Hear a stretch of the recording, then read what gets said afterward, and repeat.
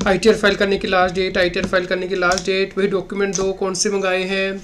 अच्छा, ये डॉक्यूमेंट आ गया, एक बैंक, दूसरा बैंक, तीसरा बैंक, चौथा बैंक, पाँचवा, छठवां, सातवां, आठवां। अरे ये तो डॉक्यूमेंट कंप्लीट नहीं है भाई, ये तो सिर्फ बैंक स्टेटमेंट ही आई है, बाकी डॉक्यूमेंट कहाँ है। क्लाइंट को बोलो बाकी डॉक्यूमेंट भेजेगा, लास्ट डेट आ चुकी है, कैसे रिटर्न भरेंगे भाई। सोचो क्या आपकी हालत होगी जब इनकम टैक्स रिटर्न की लास्ट डेट है और आपके पास डॉक्यूमेंट ही पूरे नहीं है। तो क्या आप सही से रिटर्न भर सकते हैं, क्या आप सही रिफंड क्लेम कर सकते हैं।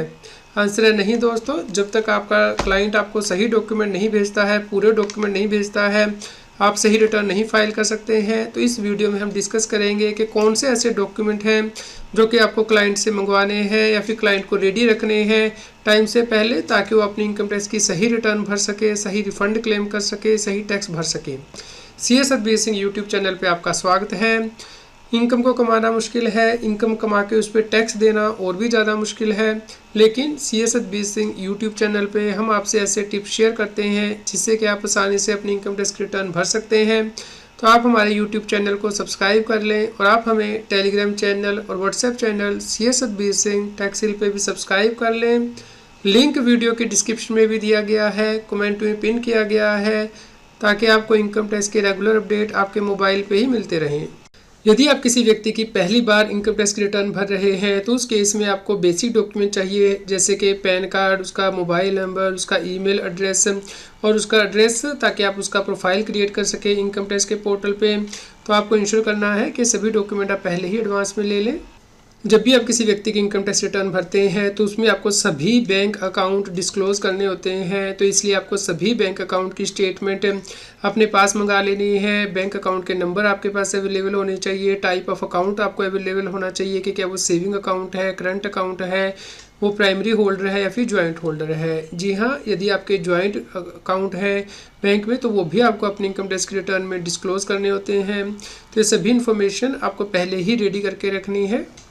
आपको सभी बैंक अकाउंट की स्टेटमेंट लेनी है पर्टिकुलर फाइनेंशियल ईयर की, जैसे कि फाइनेंशियल ईयर 23-24 का मतलब है असेसमेंट ईयर 24-25, तो 1 अप्रैल 2023 से 31 मार्च 2024 तक की आपको अपनी पासबुक या फिर बैंक स्टेटमेंट लेनी है और उसमें जो भी एंट्रीज आ रही हैं डेबिट की या फिर क्रेडिट की, उनकी एक्सप्लेनेशन बतानी है कि क्या वो इनकम है या खर्चा है। क्योंकि यदि इनकम आपकी अनएक्सप्लेन्ड रहती है या एक्सपेंस अनएक्सप्लेन्ड रहेगा तो उस केस में इनकम टैक्स डिपार्टमेंट उस पर टैक्स लगा सकता है।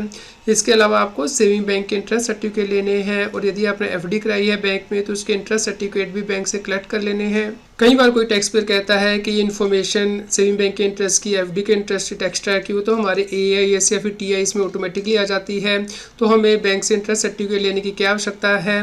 दोस्तों, कई बार बैंक के द्वारा जो इन्फॉर्मेशन दी जाती है वो सही नहीं होती है या इनकम्प्लीट होती है, तो जब आप बैंक से इंटरेस्ट सर्टिफिकेट ले लेते हैं तो उसके साथ आप ये इनकम मैच कर सकते हैं कि क्या जो बैंक ने इन्फॉर्मेशन इनकम टैक्स डिपार्टमेंट को दी है क्या वो सही दी है। यदि आप सैलरीड एम्प्लॉई हैं तो इस केस में आपको एम्प्लॉयर से फ़ोन नंबर 16 जो है वो कलेक्ट करना होता है, जिसमें कि बताया जाता है कि आपको कितनी सैलरी मिली है और उसके ऊपर आपका कितना टीडीएस काटा गया है। यदि आपका टीडीएस नहीं कटा है तो आप पे स्लिप जो है वो एम्प्लॉयर से मांग सकते हैं ताकि आपकी टोटल सैलरी कैलकुलेट की जा सके। यदि आपने हाउस रेंट भी पे किया है और आप ओल्ड टैक्स रिजीम को ऑप्ट करते हैं तो आपको लैंडलॉर्ड से रेंट रिसीट भी लेनी होती हैं ताकि आप जो एचआरए की कैलकुलेशन वो कर सकें ओल्ड टैक्स रिजीम में। यदि आप पेंशनर हैं तो आप पेंशन सर्टिफिकेट ले सकते हैं बैंक से कि आपको पूरे फाइनेंशियल ईयर में कितनी पेंशन दी गई है, ताकि आप सही जानकारी इनकम टैक्स रिटर्न में फीड कर सकें। कई बार ऐसा होता है कि जो एरियर है सैलरी के वो एक साथ आपको पे कर दिए जाते हैं, मान लीजिए पिछले 5 साल के या फिर 6 साल के, तो उस केस में आपको एरियर की जो वर्किंग है वो मांगनी होती है फाइनेंशियल ईयर वाइज, जैसे कि आपको सैलरी का एरियर मिला है या फिर पेंशन का एरियर मिला है। तो इस केस में जब आप इनकम टैक्स की रिटर्न फाइल करते हैं तो उसमें आप टैक्स रिलीफ क्लेम कर सकते हैं कि यदि जो इनकम आपको एक साथ इस साल में मिल गई है, यदि ये पिछले सालों में मिली होती ईयर वाइज तो आपका कितना टैक्स बनता था और अभी करंट ईयर में मिली है तो कितना टैक्स बनता है, तो उसके अकॉर्डिंग जो टैक्स रिलीफ है वो कैलकुलेट की जाती है इनकम टैक्स में। तो देखा गया है कि बहुत से एम्प्लॉय लास्ट डेट पर रिटर्न भरते हैं तो उस वक्त ये डॉक्यूमेंट अरेंज नहीं कर पाते हैं, जिसकी वजह से कि उन्हें ज़्यादा टैक्स पे करना पड़ता है। तो आप टाइमली ये डॉक्यूमेंट अरेंज कर लीजिए यदि आपको एरियर भी मिले हैं। यदि आपकी हाउस प्रॉपर्टी से इनकम है तो उस केस में आपको बताना होता है कि क्या हाउस प्रॉपर्टी सेल्फ ऑक्यूपाई की हुई है या फिर रेंट पे दी हुई है। यदि रेंट पे दी हुई है तो कितना रेंट आपको पर मंथ मिलता है, एड्रेस क्या है प्रॉपर्टी का, टेनेंट का नाम क्या है, कितना अपना म्यूनसिपल टैक्स पे किया है। इसके अलावा यदि आपने होम लोन लिया हुआ है तो बैंक से इंटरेस्ट सर्टिफिकेट लेना होता है कि कितना इंटरेस्ट पेएबल है पर्टिकुलर फाइनेंशियल ईयर में इस होम लोन पे। यदि प्रॉपर्टी जॉइंट नाम से है तो दूसरे को ओनर का नाम और उसका परसेंटेज शेयर भी आपको ITR में डालना होता है। यदि आपकी बिजनेस एंड प्रोफेशन से इनकम है तो उसके लिए आपको बैंक स्टेटमेंट और बिजनेस इनकम का प्रूफ देना होता है।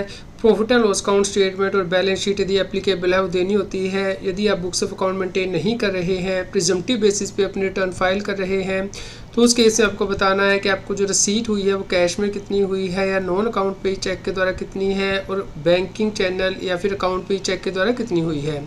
इसके अलावा यदि आपके लिए टैक्स ऑडिट एप्लीकेबल है तो वो रिपोर्ट आपको देनी होती है। यदि आप GST में रजिस्टर्ड है तो आपको GST रिटर्न देनी होती हैं और जो आपकी GST की टर्नओवर बुक्स में आ रही है उसे रिटर्न के साथ मैच किया जाता है और उसके बाद रिकन्सिलेशन बना के ही इनकम टैक्स रिटर्न में से रिपोर्ट किया जाता है। यदि आपको कैपिटल गेन हुआ है प्रॉपर्टी की सेल करने से तो उस केस में आपको सेल डीड देनी होती है प्रॉपर्टी की। इसके अलावा परचेज डीड, जब आपने प्रॉपर्टी परचेज की थी, यदि 1 अप्रैल 2001 से पहले परचेज की है तो आपको वैल्यूएशन रिपोर्ट देनी होती है प्रॉपर्टी की वैल्यू निकालने के लिए, ताकि शॉर्ट टर्म या फिर long term capital gain calculate किया जा सके।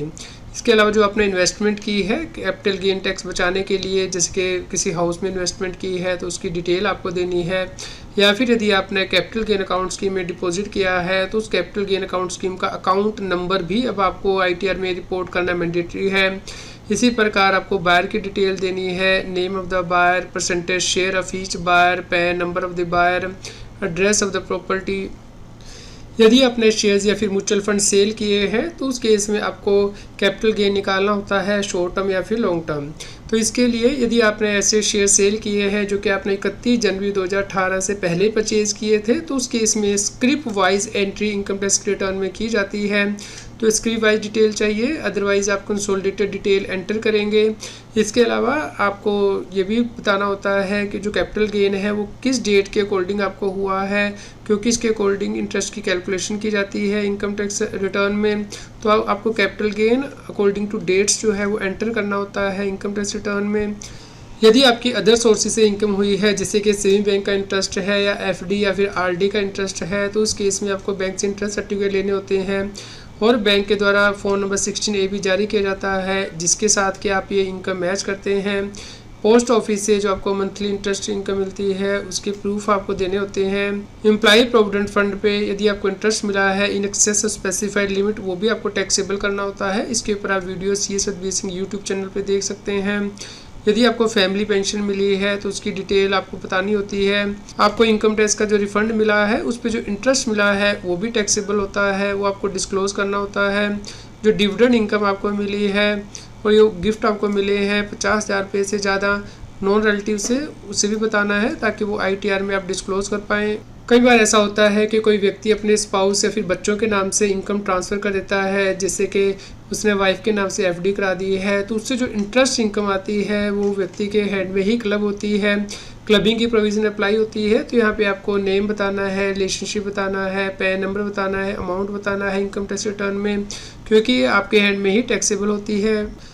यदि आपको पिछले 8 सालों में कभी भी लॉस हुआ है, जैसे कि हाउस प्रॉपर्टी के हेड के अंतर्गत, बिजनेस हेड के अंतर्गत, कैपिटल गेन के अंतर्गत, तो उसकी वर्किंग आपको करनी होती है और पिछले 8 सालों की आपकी इनकम टैक्स रिटर्न भी देखनी पड़ती है कि क्या आपने इनकम टैक्स रिटर्न टाइम से फाइल की थी। तो उसके अकॉर्डिंग आप करंट ईयर में उस लॉस को ब्रॉड फॉरवर्ड करके करंट ईयर की जो इनकम है उसे सेट ऑफ कर सकते हैं।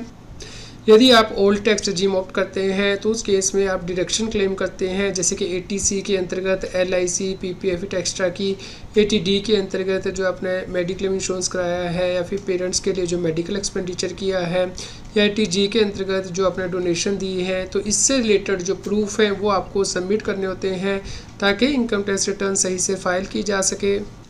कुछ ऐसी इनकम होती है जिस पे कि टैक्स नहीं लगता, जिसे कि हम एग्जम्प्ट इनकम कहते हैं, लेकिन ये भी आपको अपनी इनकम टैक्स रिटर्न में डिक्लेयर करनी होती है, जैसे कि आपकी एग्रीकल्चर इनकम है या फिर आपका PPF का इंटरेस्ट है या किसी नॉन रेजिडेंट व्यक्ति का NRI बैंक अकाउंट है उसमें इसके इंटरेस्ट मिले हैं, या स्टैट्यूटरी प्रोविडेंट फंड है, सुपरएनुएशन फंड है, इसकी डिटेल भी आपको ITR में देनी होती है।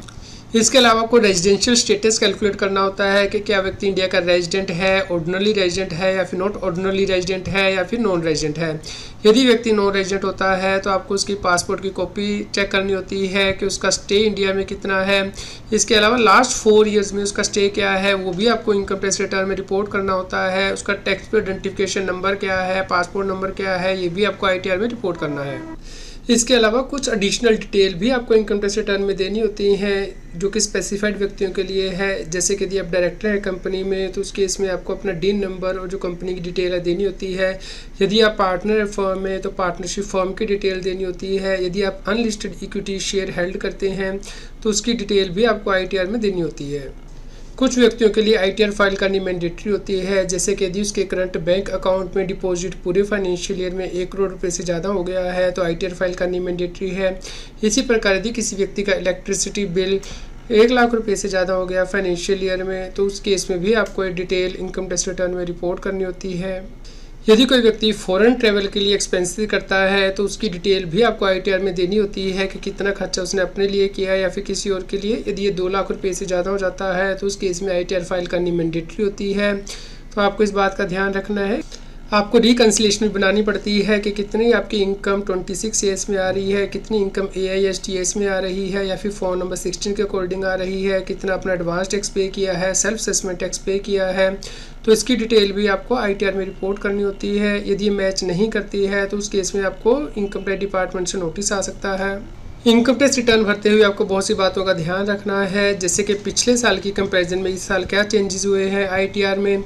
जैसे कि अब आपको नई टैक्स रिजीम बाय डिफ़ॉल्ट मिलेगी। यदि आप ओल्ड टैक्स रिजीम को ऑप्ट करना चाहते हैं तो 31 जुलाई से पहले नॉन ऑडिट केस में आपको ऑप्ट करना है ITR को फाइल करते हुए, और आप ITR फाइल कर सकते हैं 31 जुलाई तक नॉन ऑडिट केसेस में और 31 अक्टूबर तक ऑडिट केसेस में। आप 15 जून से पहले ITR फाइल ना करें क्योंकि उस डेट के बाद ही आपका TDS और TCS जो अपडेट होता है इनकम टैक्स के पोर्टल पे। इसके अलावा आपको ITR फाइल करते हुए अपने आधार को पैन से लिंक कर लेना है, अदरवाइज़ आपका इनकम टैक्स का रिफंड नहीं आएगा या फिर आप ITR को आधार से वेरीफाई नहीं कर पाएंगे। तो आप लास्ट डेट का वेट ना करें ITR को फाइल करने के लिए। आप सभी डॉक्यूमेंट पहले ही रेडी करके रखें या क्लाइंट से मंगा के रखें और ITR को कंप्यूट करके रखें, टैक्स की कंप्यूटेशन करके रखें ताकि आपको लास्ट डेट पे कोई डिले ना हो ITR को फाइल करते हुए। आपको असेसमेंट ईयर 24-25 की ITR कैसे फाइल करनी है, इसके लिए CS Satbir Singh YouTube channel पे प्लेलिस्ट में जाके आप प्लेलिस्ट दे सकते हैं ITR फाइलिंग से रिलेटेड, जिसपे कि हमने 50+ वीडियो कवर की हैं ITR फाइलिंग से रिलेटेड, और वीडियोस में जाके लेटेस्ट वीडियो देख सकते हैं। तो आप इन सभी वीडियोस को देखिए, लाइक कीजिए, शेयर कीजिए ताकि सभी लोगों तक की जानकारी पहुंच पाए और वो इनकम टैक्स की कंप्लायंस कर पाएँ। रेगुलर टैक्स अपडेट के लिए इस चैनल को सब्सक्राइब करें।